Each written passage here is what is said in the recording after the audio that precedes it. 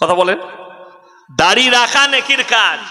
আর আপনি এই প্যান্ডেলে যদি সমীক্ষা করেন, যদি 2000 লোক থাকে, 1900 লোক দাড়ি চাচা আছে। ঠিক বললাম না ভুল বললাম?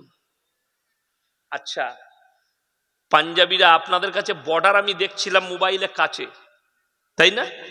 আচ্ছা, বর্ডারে ডিফেন্সে পাঞ্জাবিদের ছেলেরা চাকরি করে না? করে না? করে। তাদেরকে দেখেছেন মাথায় পাগড়ি নাই? তাদেরকে দেখেছেন মুখে দাড়ি নাই? পাঞ্জাবিদের ছেলেরা পুলিশ হোক, ডিফেন্সে চাকরি করুক, যে কোনো জায়গায় তাদের মুখেতে দাড়িও পাবেন, মাথায় পাগড়ি পাবেন।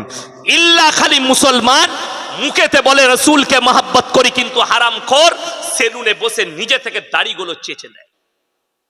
অথচ মুখে বলে আমি রসুলকে মহব্বত করি, আমি ইসলামকে মহব্বত করি। আল্লাহর কাছে এই দাড়ি চাচার হিসেবটাই দিতে পারবে না তুমি।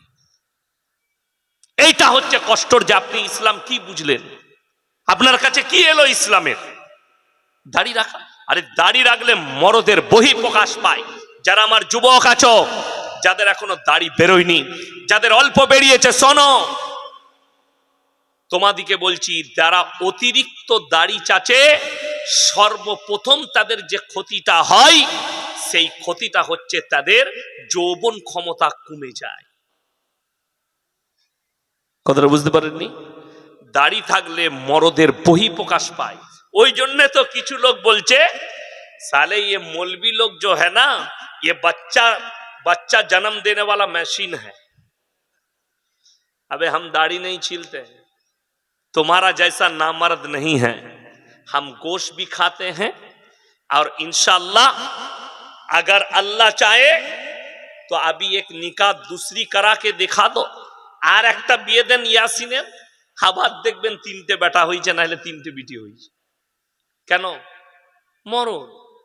আর আমরা এই যে মাদ্রাসার তালবিলিম গুলো মাদ্রাসার ভেতরে আছে, আচ্ছা, এই বেদবেড়িয়া মাদ্রাসায় জিনা হয়, কথা বলে না?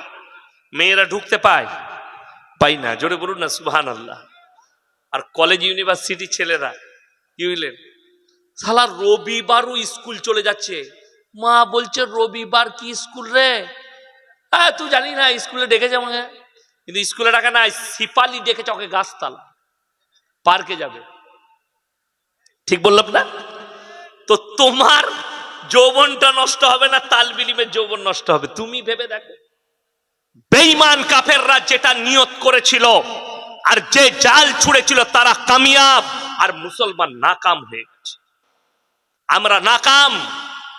এই মাদ্রাসাগুলো আপনারা মনে করছেন বেদবেড়িয়া মাদ্রাসায় টাকা দিলাম, আমাদের কাজ শেষ, আমরা নেকি পেলাম না। শুধু টাকা দিলেই হবে না, আপনার বাচ্চাটাকে দ্বীনি শিক্ষা দেন।